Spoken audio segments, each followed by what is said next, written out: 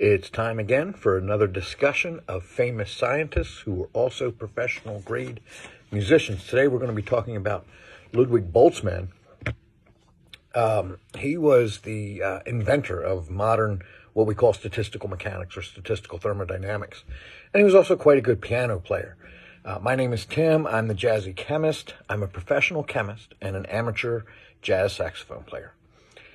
This is the 6th video in this series. We have already talked about Max Planck, Albert Einstein, Werner Heisenberg, Edward Teller, and Barbara McClintock in past videos. So if you're interested in that, you can check those out on my page. Ludwig Boltzmann was an Austrian physicist and philosopher who lived from 1844 until 1906. Most of the scientists that we're talking about in this series were Nobel Prize winner. Boltzmann was not. And the big part of the reason for that is that his work was not very well accepted in the physics community until after he had died.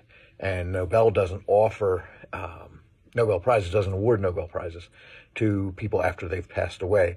So if he had lived a little bit longer, he would very likely have gotten a Nobel Prize. In fact, there are several Nobel Prizes that were awarded to scientists who built on Boltzmann's work. He published it in 1877. What he gave us is a statistical, probability-driven mathematical definition for entropy, which we think of now as being molecular disorder. But it was known to be an issue in thermodynamics before Boltzmann, but it wasn't well mathematically defined.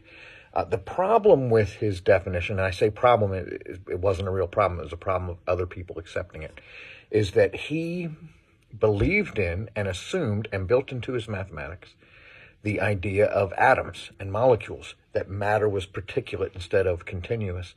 And a lot of the physics community had not accepted that by the time he published it in 1877. So his work was, he had to spend a lot of his time in his later years defending that work, trying to convince people it was real. By the late 1890s, Max Planck was using that work, even though he wasn't sure he believed in it. He was using it in what would become his Nobel Prize discovery.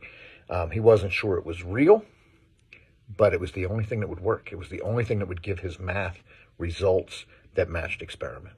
By the time Einstein's work started coming out in the early 1900s, Boltzmann's work was starting to be fully accepted. But our question, though, is always, did music in any way influence his scientific work? Boltzmann was taught piano lessons as a child, as many Austrian youth, especially middle class and above, were. But his piano teacher, for at least part of that time, was Anton Bruckner. He was a famous Austrian composer and organist in that day, and what he was famous for were the rich harmonies that he composed.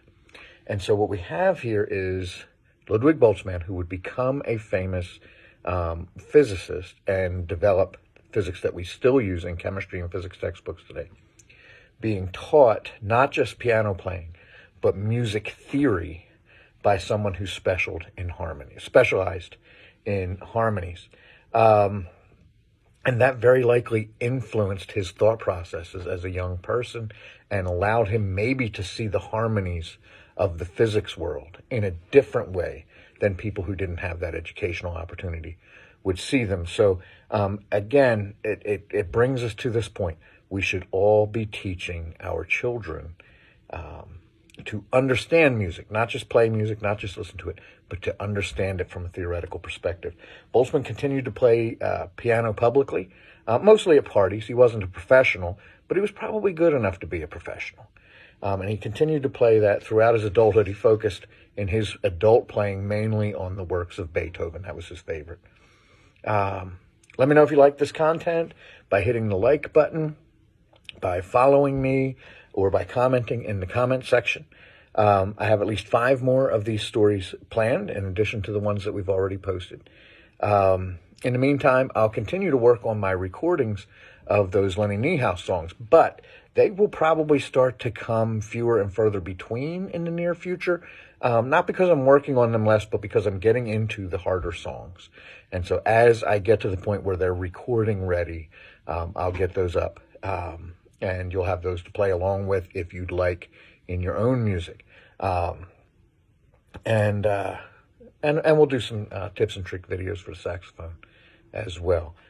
In the meantime, have fun, stay safe, get your kids music lessons, and keep playing your saxophone.